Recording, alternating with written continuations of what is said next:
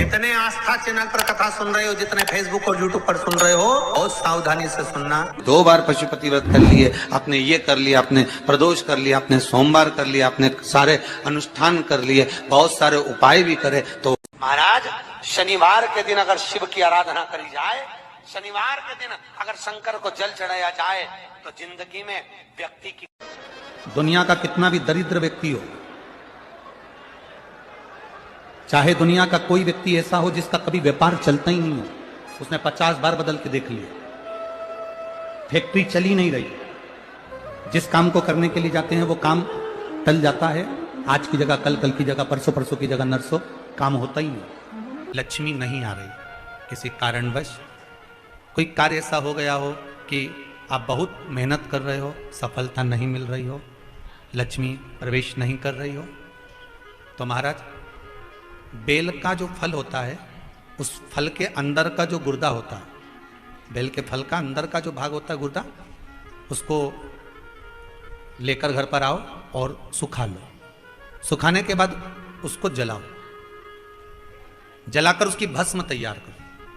उस भस्म को अच्छा बढ़िया पीस लो, पीस कर कपड़े से छान लो महाराज। उसको छान कर जब आप शंकर भगवान का पूजन करने के लिए शिव मंदिर में जाएं महाराज,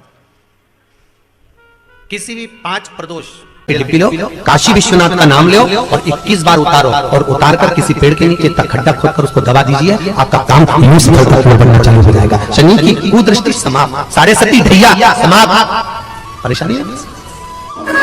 लोग कहते गुरुजी हमने आज तक कथाओं में 7 पीढ़ी सुनत थी, तुम 71 पीढ़ी कैसे कह देते हो? हमने कहा हम नहीं करे, तुम्हें अगर यहाँ नहीं पढ़ना है तो उज्जैन जाओ।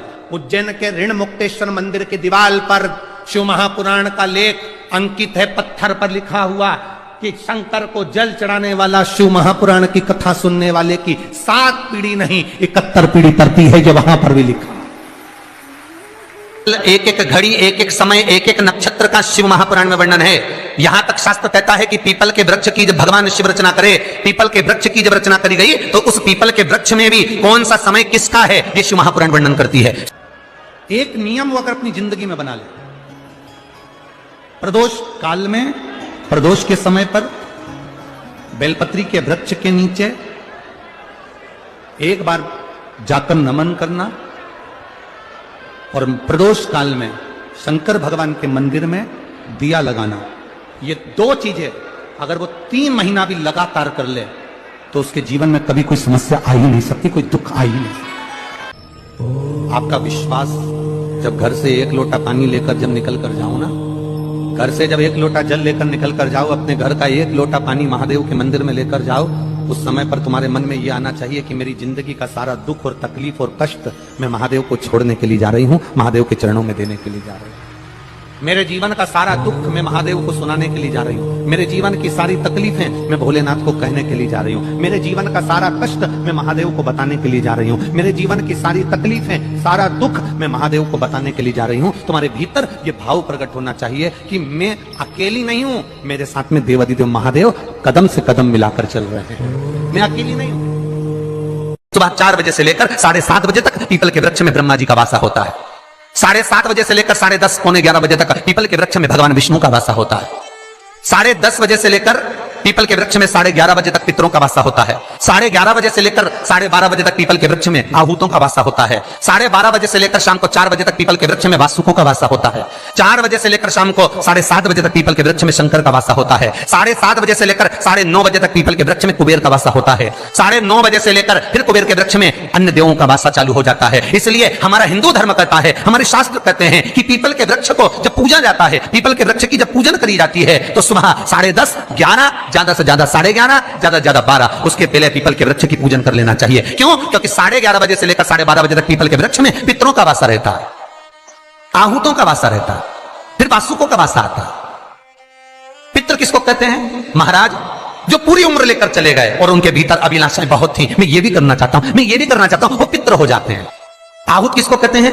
जिस माता के गर्भ में बच्चा जन्म ले और मर जाए, या 6 महीने का गर्भ धारण करने के बाद अवर्षण हो जाए, जीव पड़ने के बाद 6 महीने के बाद अगर बच्चा गर्भ में भी शांत हो जाता है, कुंवारी अवस्था में शांत हो जाता है, जिसका विवाह नहीं हुआ ऐसा बच्चा जब शांत हो जाता है, अधोगति में कोई मर जाता है, सुसाइड कर कर, एक्सीडेंट में, किसी भी रूप में मर जाता है, तो वो आहूत कहलाता है। और बहुत ध्यान देना साहब, शिव महापुराण की कथा कहती है पितरों को भाग मिलता है, इसलिए पितृ तृप्त रहते हैं।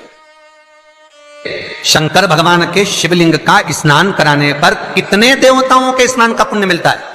आपको कथा में पहले भी कहा, 33 कोटि देवता मार्ग में खड़े हैं शंकर भगवान के स्नान का जल पाने के लिए। शंकर का जो शिवलिंग होता है, भगवान शंकर का जो शिवलिंग कटी भाग, उस पे जो शिवलिंग रखा है, शिवलिंग जहां रखा हुआ है, ये कटी, ये तो पार्वती जी का हस्त कमल है, पर शिवलिंग का जो गोल भाग है शिवलिंग, उसका जो नीचे का भाग है, सबसे नीचे का भाग, वो ब्रह्मा जी का प्रतीक है। ब्रह्मा। शिवलिंग के मध्य का जो भाग है वो भगवान विष्णु का प्रतीक है, और शिवलिंग के जो ऊपर का भाग है वो भगवान शिव का प्रतीक है। ब्रह्मा, विष्णु, महेश एक ही बिंदु में, एक ही शिवलिंग में विराट, एक ही में। महाराज, पीपल के वृक्ष में आहूतों का वास हो जाता है, इसलिए दोपहर में पीपल के वृक्ष में परिक्रमा नहीं होती। शाम को शंकर जी का वासा हो जाता है, इसलिए शिव जी की परिक्रमा शाम को नहीं होती, क्योंकि शंकर की परिक्रमा नहीं लगती है। रात को कुबेर का वासा होता है, इसलिए पीपल के वृक्ष में दीपावली के दिन रात्रि को 8:30 बजे से लेकर 9:30 बजे के बीच में जो पीपल के वृक्ष के नीचे घी का दिया लगाता है, उसके घर में कभी संपदा की कमी नहीं आती है, क्योंकि कुबेर स्वयं विराजमान होता है पीपल के वृक्ष के। बहुत बड़ी अगर कोई तकलीफ खड़ी हो जाती है तो श्रम्भेश्वर महादेव, एक बार सब बोलेंगे, कौन से महादेव? श्रम्भेश्वर महादेव। फिर जम के बोल लो एक बार, श्रम्भेश्वर महादेव। सारी दुनिया में जाकर बोलिया है, जगह जगह जाकर प्रार्थना कर ली, निवेदन कर लिया, तो भी तुम्हारा अगर कोई काम ना बने, जब हमारे घर में क्रोध बढ़ता है या कोई गलत कार्य में जाने लगता है, तो श्रम्भेश्वर महादेव का हमें शरणागति लेना चाहिए, श्रम्भेश्वर महादेव का पूजन करना चाहिए। शंकर भगवान की जलाधारी में से पानी नीचे बहता, जैसे ये गोल जलाधारी है, ये शिवलिंग है, यहां से पानी नीचे बहता है। शिवलिंग के स्पर्श की जगह जहां से पानी बहता है, जाता है ये गोल, और यहाँ से जो भगवान के चरण है जहां से पानी नीचे गिरता है, समझ रहे हो ना सब? उस स्थान पर अपनी जो ये हथेली होती है, इस हथेली को कुछ देर लगा लिया जाता है। कौन सा स्थान? जहां से शिवलिंग पर जल चढ़ा, ये जलाधारी में गोल घूमा, घूम के जहां चरण से नीचे जाता है, वहां कुछ देर के लिए इस हथेली को लगा लिया जाता है, अपनी हाथ की सीधे हाथ की हथेली को लगाया जाता है। और देवाधिदेव महादेव का या तो पंचाक्षर मंत्र या षडाक्षर मंत्र या श्री शिवाय नमस्ते इस मंत्र का या महामृत्युंजय मंत्र का स्मरण करते रहे। बाबा से निवेदन तो करो, क्यों भटक रहे? और दिल की बात भगवान शिव से कह दी जाती है, हृदय से कहकर 2 दिन, ज्यादा से ज्यादा 3 दिन, ज्यादा से ज्यादा 5 दिन, बस 6ठे दिन की जरूरत नहीं पड़ेगी, बाबा रास्ता खोल देगा और कार्य सबसे करेगा। दिल की बात कहो शिव से, अपने दिल की बात कहिए बाबा से, और जब दिल की बात कहोगे, हृदय की बात बाबा से कहोगे, तो बाबा सुनेंगे।